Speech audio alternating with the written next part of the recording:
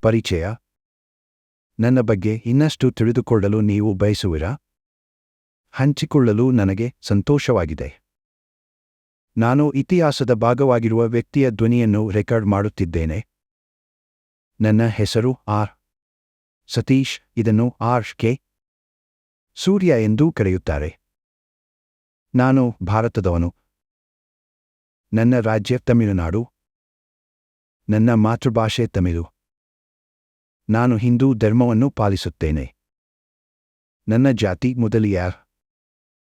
ನಾನು ಆಗಸ್ಟ್ 25, 1985 ರಂದು ಜನಿಸಿದೆ. ನನ್ನ ಹವ್ಯಾಸಗಳಲ್ಲಿ ಒಂದು ರಾಜಕೀಯ.